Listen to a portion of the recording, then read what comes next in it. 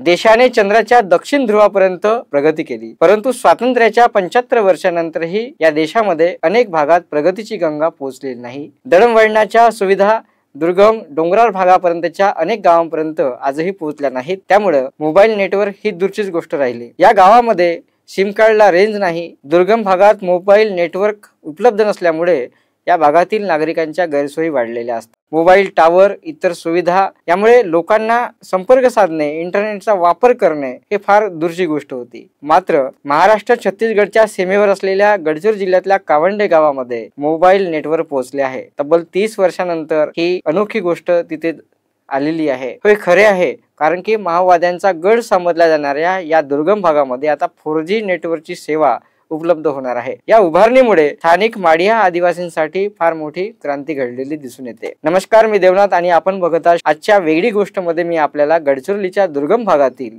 Mobile नेटवर्कची एक कहाणी सांगणार आहे। स्वातंत्र्यपूर्व काळापासून गडचिरोलीचा भाग दुर्गम दळणवळणाच्या सुविधांपासून वंचित होता। हा दुर्गम भाग मोबाईल नेटवर्क पासून वंचित आहे। मोबाईलला रेंज नसल्यामुळे विद्यार्थी आणि इतर नागरिक शासकीय योजनांचा ऑनलाईन लाभ घेऊ शकत नाहीत। इथल्या रहिवाशांना अनेक अडचणींना सामोरे जावे लागते। ऑनलाईन शिक्षण, बँकिंग किंवा इतर कोणतेही शासनाचे फॉर्म भरायचे असतील तर या गावातल्या नागरिकांना शहराकडे धावावं लागतं। इतकेच नव्हे तर रेंज मिळवण्यासाठी लोक झाडावर चढतात, डोंगरावर धावतात। करलो दुनिया मुठ्ठी में म्हणत आज मोबाईल जरी कंपन्या बाजारात आल्या असल्या आणि आपल्या सेवा देत असल्या तरी गडचिरोली सारख्या दुर्गम भागामध्ये आजही मोबाईल नेटवर्क ही समस्या होती। शहरापासून गाव खेड्यापर्यंत तांड्यावर देखील सहज मोबाईल उपलब्ध होत असले तरी गडचिरोली जिल्ह्यामध्ये मोबाईल नेटवर्क ही एक मोठी अडचण ठरत होती। या डिजिटल जगामध्ये माणसाने जेवढी प्रगती केली, चंद्र आणि विविध ग्रहांवर यान सोडले जात आहेत, पण चंद्रावरच्या गप्पा सुरू असताना आजही अशी अनेक गावे आहेत जिथे साधे तंत्रज्ञानही पोहोचले नव्हते, कारण अशा अनेक गावामध्ये मोबाईल नेटवर्कची व्यवस्था उपलब्ध नव्हती। आपल्याला माहित असेल की गडचिरोली जिल्ह्यामध्ये असे अनेक गावे आहेत ज्या गावामध्ये रेंज नाही।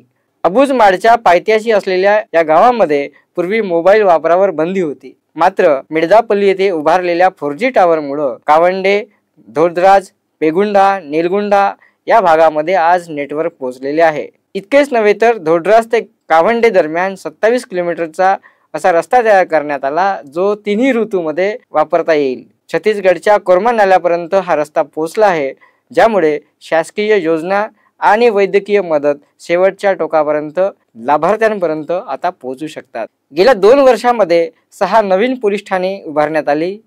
कावंडे येथील नवीन पोलीस ठाण्यामुळे या परिसरात मोबाईल टावरच्या संख्येत आता वाढ झाली आहे। सध्या 46 मोबाईल टावर इथे कार्यरत आहेत। मिर्जापल्ली येथे नव्याने उभारलेल्या मोबाईल टावरमुळे कावंडेपर्यंत त्याचा रेंज पोहोचत आहे। यामुळे लाडकी बहीण योजना असेल किंवा अन्य कोणत्याही शासकीय योजनांचा लाभ घेण्यासाठी स्थानिक नागरिकांना आता ही सेवा उपलब्ध झालेली आहे। पूर्वी माओवाद्यांच्या भीतीमुळे सरकारकडून कोणतीही सुविधा या भागात पोहोचत नव्हती। ज्या सुविधा करायला गेल्या ते माओवादी उलथून टाकायचे। मात्र 32 कडवे नक्षलवादी ठार झाल्यानंतर सुरक्षा दलांनी येथे 21 पूल आणि 222 किलोमीटर रस्ते बांधकामाचा मार्ग मोकळा केलेला आहे। कावंडे येथे पोलीस चौकी उभारण्याचा 1 दिवस आधी मिर्जापल्ली नाल्यावर पादचारी पूल बांधण्यात आला, ज्यामुळे सुरक्षा दलांना सहज हालचाली करता येत आहेत। या भागामध्ये वैद्यकीय मदतीची गरज भासली तर हे रस्ते आता सुलभ झालेले आहेत। गडचिरोली जिल्ह्यातील 580 गावांना मोबाईल नेटवर्कशी जोडण्यात आलेले आहे। यापैकी 555 गावात केवळ 2 वर्षात नेटवर्क उभारण्यात आले। 98 गावामध्ये काम सुरू आहे सध्या। आणखी 27 टावर लवकरच उभारण्यात येतील अशी शासकीय माहिती आहे। गडचिरोलीतील काही भाग माओवाद्यांच्या प्रभावाखाली होता, त्यामुळे हा भाग विमुक्त क्षेत्र म्हणून गणला जायचा। येथे सुरक्षा दलांची प्रवेशद्वारे स्फोटकांनी अडवली जात होती। मात्र आता हाच भाग मोबाईल नेटवर्क, पोलीस ठाणे, रस्ते, पूल आदी अशा विविध विकास कामांच्या यादीमध्ये आलेला आहे। एक काळ होता की ज्या काळामध्ये माओवादी प्रभावामुळे इथं विकास पोहोचत नव्हता, मात्र आता माओवादच संपुष्टात येत असल्यानं विकास पुढे पुढे लाभार्थ्यांपर्यंत पोहोचत आहे।